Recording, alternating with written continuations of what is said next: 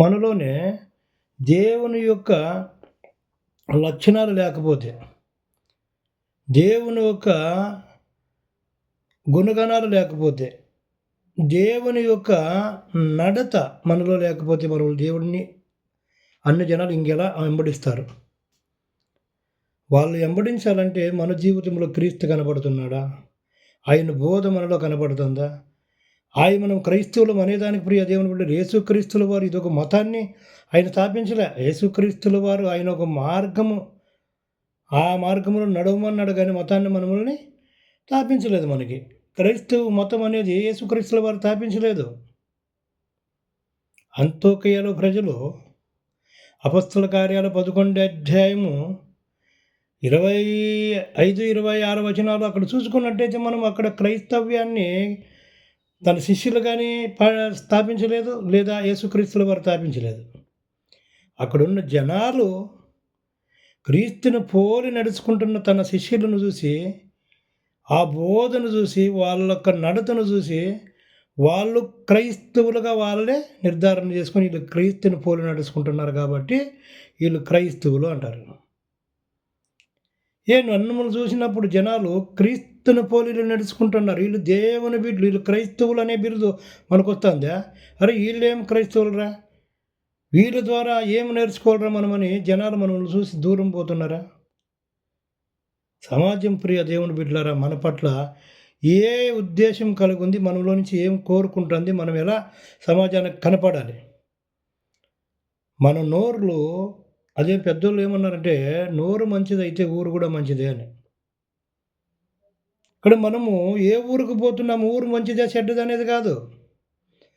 ఆ ఊరికి పోయేటప్పుడు మనం మంచోళ్ళు ఆ ఊరిలో బతుకుతాము, ఆ ఊరిలో మనం కరెక్ట్గా జయించగలము, జనాలతో కరెక్ట్గా నిలబడుకోగలము, మాట్లాడగలము. మన జీవితము ఆ ఊరిలో ఆ ప్రజలకు అనుకూలంగా మనము మలుచుకోవాలి.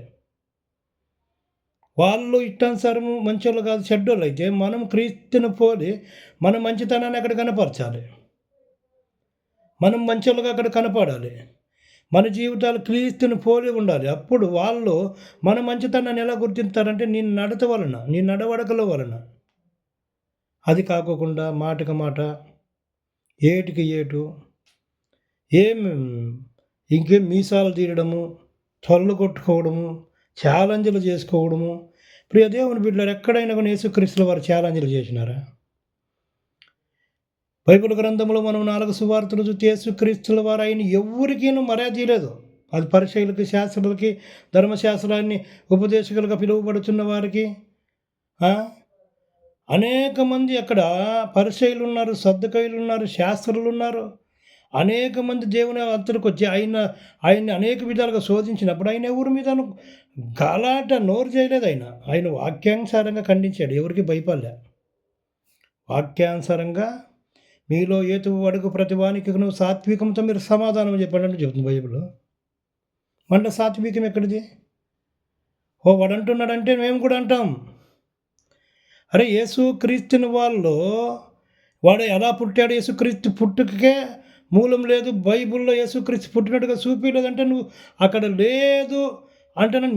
మీది దేవుడు ఎట్లా పుట్టినాడు, మీరు ఎట్లా పుట్టినారు, మీది ఎట్లా అంటున్నాను తెలిసి వాళ్ళంతా మనం మాట్లాడకపోతే నీలో సత్యం లేక వారి పైన పడుతున్నావా? లేదు వారికి సత్యం తెలియక మన పైన పడుతున్నారు. మనం సత్యం తెలిసిన మనం ఎలా వారికి తెలియపరచాలి?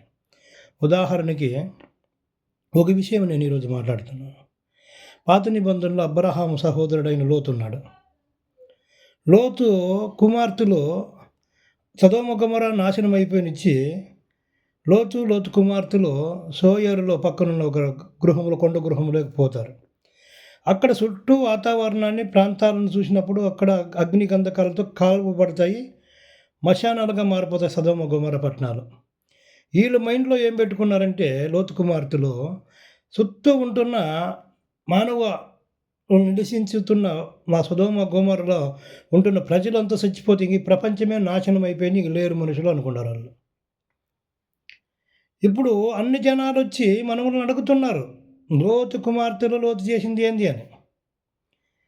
ఇక్కడ సమాజంలో మనిషి చేసిన తప్పులను వాళ్ళు అడిగినప్పుడు మనం ఎలా చెప్పాలి? సాత్వికముతో సమాధానం చెప్పాలి. లోతు కుమార్తెలు సమాజాన్ని చూసినారు, లోకాన్ని చూసినారు. లోకమంతా కూడా కాలిపోయింది. ఒక్కరు కూడా, ఒక్క మనిషి కూడా బ్రతికి ఉండలేదు అనుకున్నారు. అందరూ మానవ ధర్మము చెప్పిన వారితో పోగొట్టుకు పురుషుడు లేడనుకున్నారు వాళ్ళు. సంతానం కలిగి ఉండటకు పురుషుడు లేరు అనుకున్నారు వాళ్ళు. ఇప్పుడు సంతాన అభివృద్ధి చేయాలి. ఈ భూమిపైన సృష్టిని మరలా మనిషిని తీసుకురావాలి ఈ భూమిపైకి. వారికో తెలిసిన ఒక్క ఇదిలో వారేమనుకున్నారంటే తన తండ్రి ద్వారా సంతానాన్ని కలగాలనుకున్నారు. తమ తండ్రి ద్వారా వాళ్ళ సంతానాన్ని ఉత్పత్తి చేసుకోవాలనుకున్నారు. వారు మనుషులు మానవ సంబంధమైన ఆలోచనలు. భూలోకంలో ఇంకా తిరిగితే ఎక్కడన్నా పోతే అక్కడ సోయోరులో జనాలు ఉన్నారు. పోతే ఎక్కడో ఒక పక్క వారికి నరులు కనపడతారు, మనుషులు కనపడతారు. సృష్టి పూర్తి నాశనం చేయలే దేవుడు. ఒక సొదొమ గొమొరను మాత్రమే నాశనం చేసినాడు. ఈ సొదొమ గొమొరను దృష్టిలో పెట్టుకొని అక్కడ నాశనం అయిపోతున్న 2 పట్టణాలను గ్రహం పెట్టుకొని ఇంక ఈ లోకంలో మనతో కూడి మనకు సంతానం ఇచ్చే ఒక పురుషుడు లేడనుకున్నారు వాళ్ళు. మానవ యొక్క ఆలోచనలతో లోతు కుమార్తెలు తమ తండ్రి ద్వారా సంతానాన్ని తీసుకురావాలి బయటికి అనుకున్నారు.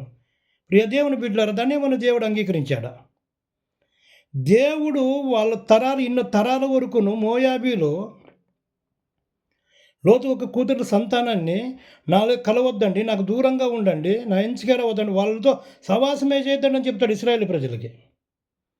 మరలా న్యాయాధిపతుల్లో రూతమ్మ, నయోమి తన కుటుంబంతో పాటు మోయాబు దేశానికి పోయినప్పుడు అక్కడ వారు రిలేషన్, అక్కడ ఈ లోతు కుమార్తెల ద్వారా వచ్చిన ఆ సంతానం ఏదైతే ఉందో మోయాబీ పట్టణము, ఆ పట్టణంలో ఇక్కడ ఎవరు పోతారంటే నయోమి వారి భర్త వారి 2 కుమారులు పోయినప్పుడు అక్కడ రూతు ఓర్ప అనే ఒక 2 సహోదరుని యవనస్తురాలని చూసి వివాహం చేసుకున్నప్పుడు వాళ్ళు అక్కడ పట్టణంలో వాళ్ళకి ఏదో వ్యాధులు వచ్చి వాళ్ళు చచ్చిపోతే ముగ్గురు, నయోమి భర్త, రూతు భర్త, ఓర్పు భర్త, వీళ్ళు ముగ్గురు భర్తలు పోయినప్పుడు తమ అత్త తమ దేశానికి పోవాలని, మీరు యవనస్తురాలని, మీరు యవనంలో ఉన్నారని, యవనంలో ఉన్న మిమ్ముల్ని ఇంక నేను తీసుకొని పోయిన ఈ వయసులో నేను కూడా అకస్మాత్ వివాహమైన కన్నా పిల్లలు పెద్దోళ్ళు అయితే మీరు వయసు అయిపోతుంది, మీరు ఎలా బ్రతుకుతారు, ఎలా సంతానాన్ని తీసుకొచ్చుకుంటారు, మీరు మీ దేశంలోనే ఉండి బిడ్డలు కనండి, వివాహాలు చేసుకోండి, బిడ్డలు కనండి, మీకు కూడా ఒక కుటుంబాన్ని చేసుకోండి, మీరు కూడాను సుఖపడండి, బాగుండండి, కుటుంబాలను చేసుకోండి అన్నప్పుడు రూతు సరైన నిర్ధారం అక్కడ మంచి ఆమె వయసుకి నాకు భర్త లేడే, ఈ వయసులో నేను ఎలా అత్తానికి ఇంటిపోతే మర్యాదగా బతకగలను, ఎలా నేను మర్యాదను సంపాదించుకోగలను, నేను పోయి అక్కడ ఎలా జీవించగలను, మా అత్త మంచి సలహా ఇచ్చింది కదా అంటాను. పోయి పనులు చేసుకొని ఈరోజు ఆ మోయాబీ మోయాబుల్లోని ఇంకా ప్రియ దేవుని బిడ్డలారా, దేవుని తెలుసుకునే వ్యక్తులు ఈరోజు కూడా బైబిల్ గ్రంథంలో ఉండేవాళ్ళు కాదు. అర్థం చేసుకోండి. అక్కడ మనకి రూతు తీసుకునే నిర్ధారణము, అత్తమ్మ నీ దేవుడే నా దేవుడు, నీ దేశమే నా దేశము, నువ్వు ఉన్న చోటనే నేను ఉంటాను, నువ్వు చచ్చిపోతే నేను చచ్చిపోతాను, నువ్వు పాతిపెట్టిన స్థలంలో నేను పాతిపెడతా, మరణము తప్ప నన్ను ఏది కూడా వేరు చేయకూడదని నిర్ధారణ చేసుకుంటుంది. అంతవరకు దేవుడు వాళ్ళని బయటపెట్టినారు. ఏ దేవుడు లేకోకుండా దేవుడు ఉండాలని ఒక భయభక్తులు లేకుండా ఏ దేవుడు అయితే మనల్ని సృష్టించాడు ఆ దేవుడి దృష్టిలో మనం తప్పు చేస్తున్నామని అర్థం చేసుకోకుండా ఈ లోకంలో మనం మన సంతానాన్ని మన తండ్రి ద్వారానే తీసుకున్న మన సంత నిర్ధారం తీసుకున్న వాళ్ళని ఎప్పుడైతే దేవుడు బయట పెట్టాడో అదే దేవుడే అవకాశం కోసం చూస్తున్నాడు. ఆ వంశంలో ఇంకా మోయాబీల వంశంలో ఇంకా ఎవరైతే తగ్గించుకొని తమకు తాము దేవుడు ఉన్నాడో ఆయన మంచిది, ఆయనే దేవుడు అనుకొని ఆ దేశమే దేశం అనుకొని ఆ అత్తతో నిబంధన చేసుకొని వచ్చి ఎప్పుడైతే మరలా ప్రజల్లో కలిసి నిజమైన దేవుని తెలుసుకొని నిజమైన ఆరాధన ప్రారంభిస్తుందో అప్పుడు ఆ రూతు ద్వారా మరలా మోయాబీలకి కొత్త ఒక చరిత్ర, అక్కడి నుంచి ఆమె కుటుంబం, ఆమె నుంచి ఆమె వంశావళిని ఇంకా దేవునికి మహిమకరమైన ఒక వంశస్థుల ప్రియ దేవుని బిడ్డలారా వచ్చారు బయటికి. ఈరోజు నేను ఒక 10 నిమిషాల వీడియో మాత్రమే చేయాలనుకుంటున్నాను. ఈ 10 నిమిషాల వీడియోలో కూడా ఈరోజు లోతు గురించి మనం మాట్లాడుకున్నాము. మీరు చూడండి, లోతు ఇది ఆదికాండము 19వ అధ్యాయం మీరు 30 ఇంకా చదవండి, 36 వచనాల వరకును. వాళ్ళు తీసుకున్న నిర్ధారంలో చాలా తప్పు ఉంది. అది మనుషులుగా వాళ్ళు చేసిన తప్పులను బట్టి దేవుడు తప్పుడోడు కాదు. దేవుడు నీతిమంతుడు, సజీవుడు, ఆయన ఏ పాపం కూడా ఆయన లేదు, ఆయన చేసేవాడు కాదు, చేయించేవాడు కూడా కాదు. అట్లని చెప్పి మనుషులను కండిషన్ చేసేవాడు కూడా కాదు. అర్థం చేసుకోండి. ఈ వీడియో ద్వారా లోతు కుటుంబంలో జరిగిన అన్యాయము, అక్కడ జరిగిన అక్రమము, అది మనుషులదే దేవునిదని గుర్తించి దేవుని నామాన్న మహిమార్థమై చూస్తున్న ఈ వీడియో చూసే ప్రతి మనుషులు కూడా, ప్రతి ఒక్క మతస్థులు కూడా దేవుడు ఎక్కడైనా అన్యాయం చేశాడా అని మీకుంటే, ఇక్కడ నేను మాట్లాడుతున్న ఈ వీడియో ద్వారా నేను చెప్తున్నాను, దేవుడు అన్యాయస్తుడు కాడు. ఆయన అన్యాయం చేయలేదు. ఆయనలో పాపము లేదు. పాపమును ఎవరిని కూడా, పాపం చేసే మనుషులను ఎవరు కూడా ఆయన క్షమించేవాడు కాదు. ఆయన పాపం చేసిన వాళ్ళ తప్పులు ఒప్పుకొని వస్తే వారిని దిద్ది మరలా కొత్తగా వారిని జన్మింపజేస్తాడు. ఇది ఆయన గుణలక్షణాలు, ఆయనకుంటున్న ఆలోచన విధానం. ప్రియ బిడ్డలారా, మనుషులని దేవుడు ఈ లోకముని ఎంతో ప్రేమిస్తున్నాడు కనుక ఈ లోకానికి వచ్చాడు కనుకలే మన జీవితాలను చెరిచేయాలని చూస్తున్నాడు. మీరు మనుషులు చేసిన తప్పులను మాత్రమే పట్టుకుని దేవుని నిందించకండి. దేవుడు సజీవుడు, ఆయన నీతిమంతుడు, ఆయన పరిశుద్ధుడు కనుక మనం కూడా ఒక పరిశుద్ధులుగా ఉండడానికి ప్రయత్నిద్దాం. క్రైస్తవులు ఇలాంటి పనులు చేస్తున్నారు. క్రైస్తవులు మనుషులను బట్టి మీరు దేవుణ్ణి తీర్పు తీర్చకండి. దేవుడు నీతిమంతుడు, నిజాయితీపరుడు. ఆయన ఈ భూమాకాశంలో తన మాట చేత కలుగజేసిన వాడు. ఆయన తప్పు చేసేదానికి ఎవరికి అవకాశమే లేదు. అవి చేసిన వారిని ఎవరిని కూడా ఆయన క్షమించి, ఆయన ఇంతవరకు మనం బైబిల్ గ్రంథంలో మీరు చూడండి ప్రారంభం, ఇంకా ఆయన తప్పు చేసేదానికి అవకాశం లేదు. చేసి స్వయంగా తప్పు చేసిన వాళ్ళని కూడా ఆయన బుద్ధి చెప్పకుండా ఊరికే ఉండలేదు. ఆయన స్వభావాన్ని తెలుసుకొని ఈ 11 నిమిషాల ఒక్క పరిధిలో చేసిన ఈ వీడియోని పరిశీలించండి. ఈరోజు లోతు కుటుంబం గురించి నేను మాట్లాడాను. లోతు కుటుంబంలో నుంచి వచ్చిన మోయాబీల గురించి నేను మాట్లాడినాను. ఇంకొన ప్రియ దేవుని బిడ్డలారా, మోయాబీల్లో నుంచి వచ్చిన రూతమ్మ గురించి నేను మాట్లాడినాను. అది మనము చూసినట్టయితే ఆదికాండము 19:30 ఇంకా మనం లాస్ట్ వరకు ఆ అధ్యాయం పూర్తి చూసినట్టయితే లోతు కుటుంబంలో జరిగిన ఒక్క దురాంతం అయితే ఏదైతే ఉందో అది మనుషులు చేశారు. మనుషులు చేసిన తప్పులను దేవునికి ముడిపట్టిగా దేవుడు మనుషుల్ని తప్పు చేయమని చెప్పుడు తప్పు చేసిన వాళ్ళని ఆయన ఖండించుకోకూడదు, ఇడిచిపెట్టాడు. అలాగని వాళ్ళని దూరం పెట్టాడు. ఇన్ని తరాలుగా మీరు ఇక్కడ ఉండాలి దూరం అంటే కూడా చెప్పినాడు. అది మీకు అర్థం కావాలంటే మీరు లేవీకాండం ఇంకా చూడాలి. లోతు ఒక కుటుంబాన్ని దేవుడు వాళ్ళ సంతానంతో కలొద్దండి, వాళ్ళతో వివాహాలు చేసుకోవద్దండి, వాళ్ళలో కలిసి ఉండొద్దండి ఇన్ని తరాల వరకు అని చెప్పాడు. రూతమ్మ ఒక తగ్గింపు ద్వారా మరలా ఇశ్రాయేలులోకి చేరుకున్నారు. ఆ వంశావళిలో ఇంకానే అనేక మంది వచ్చారు. ప్రియ దేవుని బిడ్డలారా, ముందుకి జరిగిన బైబిల్ గ్రంథంలో జరిగిన ప్రతి ఒక్క తప్పును కూడా మీరు తప్పుగా క్రైస్తవ్యానికి అంటగడుతున్నారే, ఆ తప్పులను చూపిస్తూ అది ఎందుకొరకై జరిగినారు, ఎవరు చేశారు, దేవుడు వారిని చేపించాడా, ఆయన ఖండించాడా అనే ఒక ప్రతి మాట కూడా మీ ముందర పెడుతూ దేవాది దేవుని మహిమార్థమై ఈ లోకంలో ఆయన రాజ్యం కట్టుటకు ఆయన నామ మహిమార్థమై ఆయనకి అనుకూలమైన అనేక మాటలు చెబుతూ అహుదావును లేని వారికి, అర్థం కాని వారికి అర్థమయ్యే విధంగా వివరిస్తూ, ప్రియ దేవుని బిడ్డలారా, మనుషుల తప్పులను దేవునిపైన దొబ్బకండి. మనుషులు మానవులుగా మనం ఈరోజు మంచోళ్ళమే, రేపేదో మన బ్రతుకులు మనకు తెలియదు కనుక ప్రియ దేవుని బిడ్డలారా, దేవుడు నీతిమంతుడు, నిన్న నేడు నిరంతరం ఏకరీతిగా ఉండే దేవుడు. ఆ దేవునికి లోబడి ఆ దేవుని ఒక గుణలక్షణాలు చూస్తూ ఆయన రూటులో మన మధ్యన్న పొరుగు పందెములు ఓపికతో మనము గురి యొద్దకు పరిగెత్తుదాం. ఓపికతో మన ముందున్న పొరుగు పందెంలో కుడి ఎడములకు చూడకుండా ఓపికతో గురి యొద్దకు పరిగెత్తుదాం. ఆ ఓపిక క్రైస్తవులందరికీ ఉండాలని చూస్తున్న క్రైస్తవులు విమర్శిస్తున్న ప్రతి ఒక్కరు కూడా మీకు బుద్ధి లేదు, మీరు జ్ఞానం లేని వాళ్ళని చెప్పలేదు. మీరు చెప్పుతున్న ప్రతి పాయింట్ కూడా ఆ బుద్ధి చెప్పి మీకు సాత్వికంతో సమాధానం చెప్పే క్రైస్తవులు లేరని చెప్తున్నాను. ఆ క్రైస్తవులు ఇలా చెప్పుటకు ప్రేరేపింపబడి దేవుని వాక్యం తెలుసుకొని అనేకులకి బుద్ధి చెప్పుతూ దేవుని నామాన్ని పైకెత్తి గణపరచాలని కూడా ఈ వీడియో మూలకంగా అందరికీ కూడా నేను తెలియజేస్తున్నాను. Praise lord. దేవుడు కొద్ది మాటలు జీవించి ఆశీర్వదించిన కాక ఈ 14 నిమిషాలు ఉంటున్న ఈ వీడియోని చూసిన ఆదర్శించండి. ప్రతి ఒక్కరు కూడా ఆలోచించండి. దేవుడు తప్పు చేయుడు.